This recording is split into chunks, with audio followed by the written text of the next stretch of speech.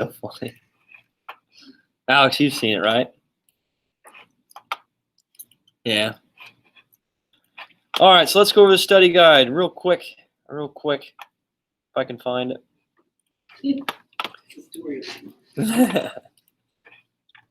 There it is.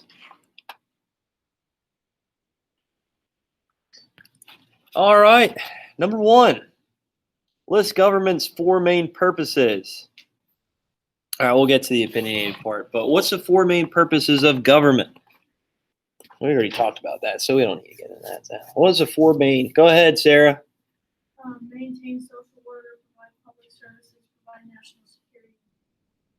You got it. Good job. So maintain social order, right? So police force, okay, state, local levels, right, and national level.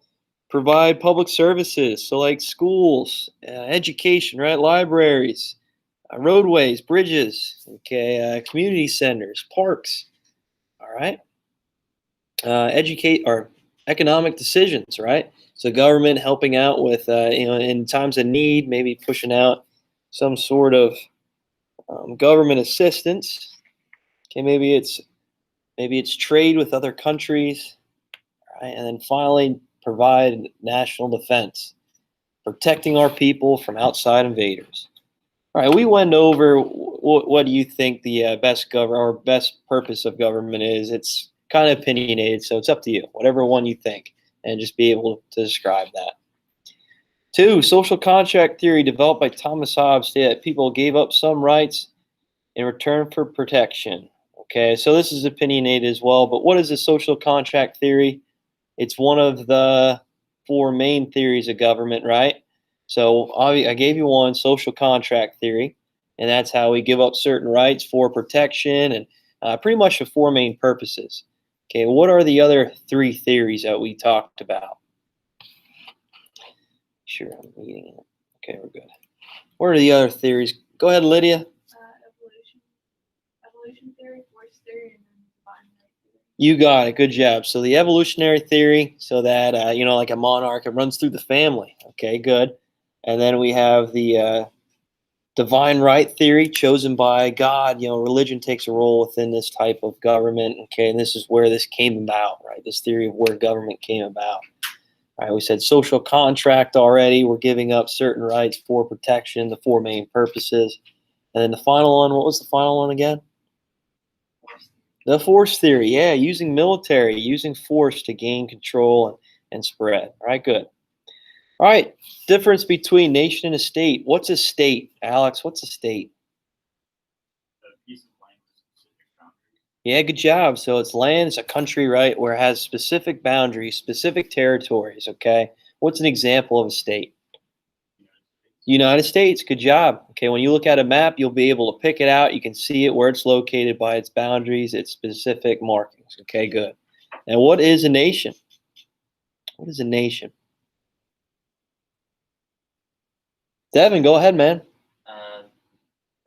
People that have the same language or the same territory or the same history. Good job. So culture, language, okay, they share a same common religion, maybe. All right, and they don't have to have distinctive boundaries or territories. They can be spread out amongst a large portion. Okay, what's the example that I gave about a nation without a state? You guys remember? Devin, go ahead. Canada speaking English. That's all right. We'll get to that here soon. What's an example of a nation without a state? They don't have distinctive territories or boundaries. Who did I say before? Go ahead, Holden. You said Middle East. Yeah, in Middle East, the Kurds, right? Okay, the Kurds are spread out amongst all their different states, okay, throughout the Middle East. They don't have a state. They don't have distinctive boundaries or territories, but some of them reside within a state. Okay, good.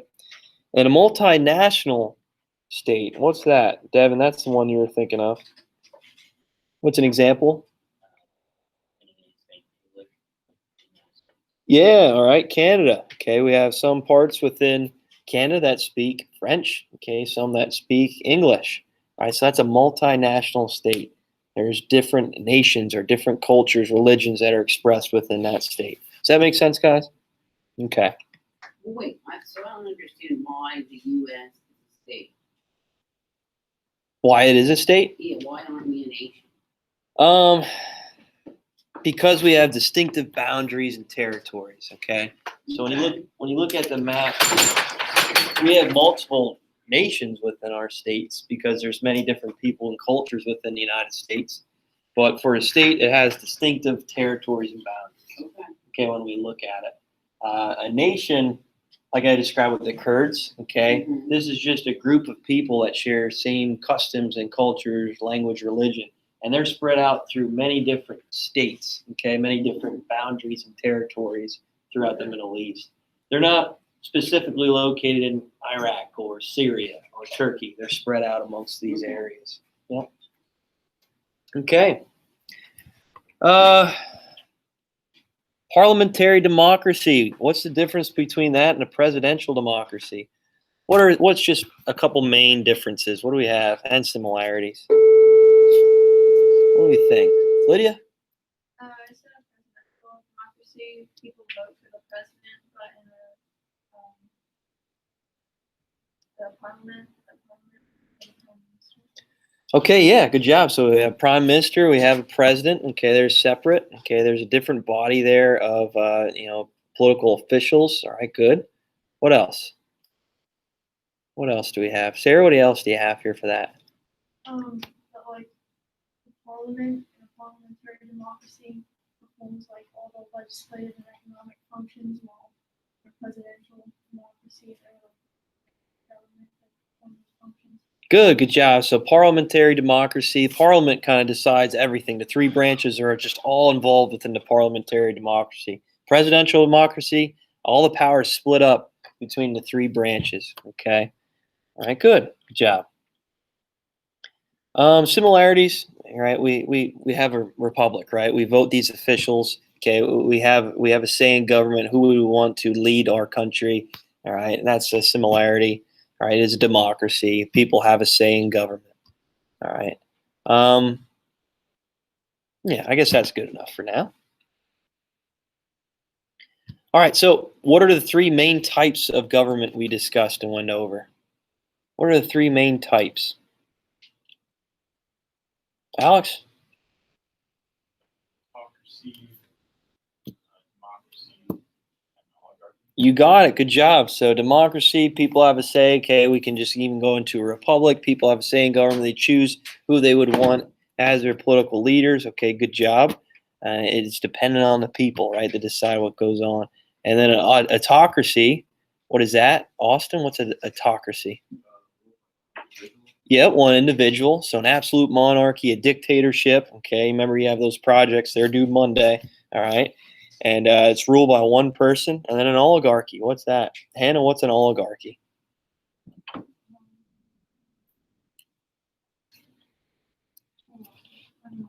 You lost it? Okay. What's an oligarchy? Z, what's an oligarchy?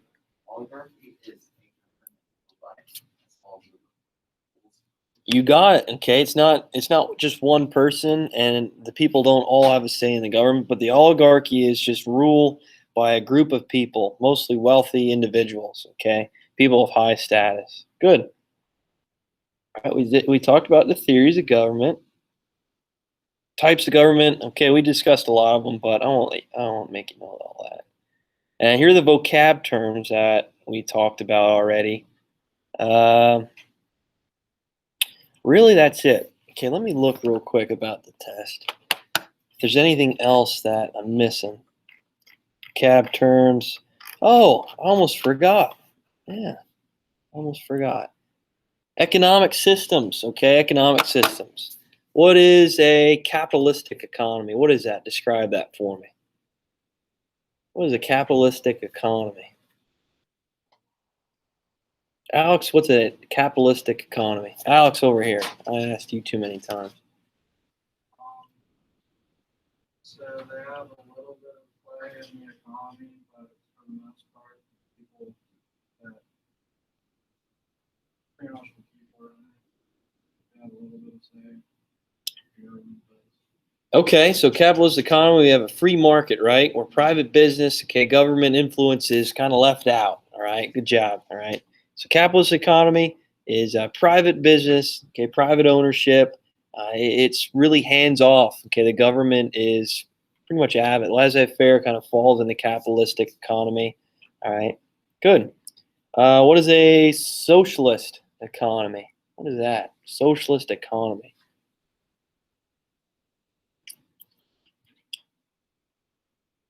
Sarah, what do you have?